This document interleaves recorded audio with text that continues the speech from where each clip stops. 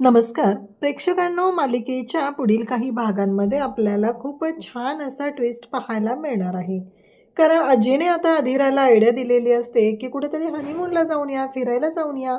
मग आता अधीरा म्हणते की हो, अजयने एवढंही सांगितलेलं आहे की त्या दोघांनाही सोबत घेऊन जा. मग अधीरा तर खुशच झालेली असते. म्हणजे त्या निमित्ताने स्वानंदी आणि समर या दोघांनाही एकत्र वेळ घालवता येईल एवढंच अधीराच्या डोक्यात असतं. आणि त्याच वेळी अधीरा म्हणते की चालेल अज्जू, असं म्हणत आता अधीराकडे खूप मोठी जबाबदारी असते. कारण या सगळ्यासाठी समरला तयार करायचं. समर काही एवढ्या सहजासहजी या गोष्टींसाठी तयार होईल असं नसतं. कारण समर नाहीच म्हणणार हे सगळ्यांना माहिती असतं. मग अधीरा येते आणि बोलू लागते की पिंटा दादा, आपण चौघंजण हनीमूनला जातोय. तेव्हा समर म्हणतो नाही नाही, अजिबात नाही, मला नाही जमणार, मी नाही येणार आहे कुठं, असं समर सांगू लागतो. तेव्हा मात्र अधीरा म्हणत असते की पिंटा दादा, असं काय करतोयस तू. परंतु समर मात्र ऐकायलाच तयार नसतो.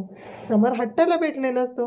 तेव्हा आता अधीरा स्वानंदीकडे येते आणि स्वानंदीला म्हणू लागते की नंदुताई, तू तरी प्लीज, म्हणजे बघ ना, तू पिंटा दादा असा करतोस, तू तरी सांग ना, नाहीतर हो, जायचं असेल तर आपण चौघंजण जायचं हनीमूनला, नाहीतर अजिबात नाही, कोणीच जाणार नाही. स्वानंदीला खूप वाईट वाटतं. म्हणजे आपल्यामुळं या दोघांचा हनीमून का बरबाद होऊ द्यायचा, असं स्वानंदीचं म्हणणं असतं. अधीराने त्या पद्धतीने स्वानंदीला समजावलेलं असतं. आणि मग स्वानंदी मात्र इकडे अधीराला बोलत असते. अधीरा म्हणते, हे बघ नंदुताई, काय करायचं ते कर, पण आम्ही मात्र तुम्ही दोघं येणार असाल तरच जाणार आहे. आता स्वानंदी इकडे समरकडे येते. स्वानंदी समरला म्हणू लागते की अहो ऐकता का. तेव्हा समर म्हणतो, काय झालं, बोला. तेव्हा स्वानंदी म्हणते की आपल्यासाठी नाही हो, आपल्यामुळं त्यांचा हनीमून पण राहतोय ना, म्हणून आपण जाऊया का. तेव्हा समर म्हणतो, काय. समरला असं वाटत असतं की बाप रे, या बाई बरोबर या रूममध्ये राहतोय हेच खूप झालंय. आता या बाई बरोबर हनीमूनला जायचं म्हणजे 24 तास. इथे घरात सुटका तरी असते माझी, मी ऑफिसला जातो, बाकीकडे फिरत असतो, त्यामुळं 24 तास तरी मला हिच्याबरोबर राहावं लागत नाही आहे. पण तिकडं जायचं म्हणजे 24 तास राहावं लागणार आहे. या गोष्टीचं खरं तर समरला टेन्शन आलेलं असतं. आणि समर मात्र म्हणत असतो की नाही, शक्यच नाही आहे. एक उपाय आहे बघा, तुम्हाला पटतोय का, तुम्ही जा त्यांच्यासोबत हनीमूनला.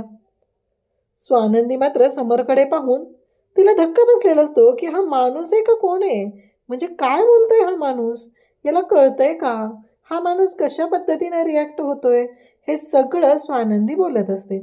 तेव्हा मात्र इकडे रोहन आणि अधीरा गाडीमध्ये असतात. आणि समर आणि स्वानंदी तयार व्हायलाच तयार नाही आहेत. त्यांचं नाही असाच हट्ट आहे, ते नाही म्हणूनच बसलेले आहेत. त्यांचं मात्र एकच सुरू आहे की नाही, मला अजिबात इंटरेस्ट नाही आहे आणि मी येणारच नाही आहे. तेव्हा मात्र इकडे स्वानंदी आता फायनली येऊन गाडीत बसलेली असते. आणि त्याचबरोबर स्वानंदी मात्र म्हणत असते की नाही, काय होणार आहे काय माहिती.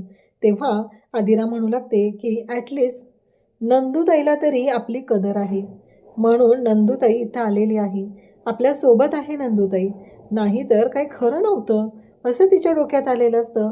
आणि त्याचबरोबर इकडे आपल्याला पाहायला मिळतं की जर हे सगळं जेव्हा घडत असतं तेव्हा मात्र ते सगळेजण वाट बघत असतात. आता काय करायचं हा मोठा प्रश्न उभा राहिलेला असतो.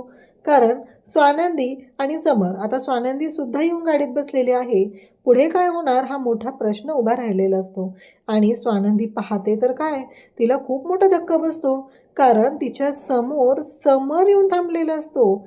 तिला कळतच नाही आहे की हे सगळं काय आहे, हा बदल कशामुळे झाला आहे, हा प्रश्न मात्र आता स्वानंदीच्या समोर पडलेला असतो. स्वानंदी मात्र पाहतच असते. स्वानंदी म्हणते की काय आहे हे सगळं, म्हणजे असं होऊ शकतं, असं स्वानंदीला वाटतं. आणि फायनली समर आणि स्वानंदी दोघंही आता हनीमूनला जायला निघालेले असतात. आणि त्याचबरोबर इकडे समर आणि स्वानंदी यांचा हनीमून कशा पद्धतीने सुरू होतो. पहिल्यांदा ते कुणकेश्वराच्या मंदिरात जातात, जोडीने तिथे दर्शन घेतात आणि त्यानंतर दोघांच्या हनीमूनला सुरुवात झालेली आहे. फायनली ते सगळेजण कोकणात हनीमूनला गेलेले आहेत. अशाच अपडेटसाठी चॅनलशी कनेक्ट राहा. थँक्यू.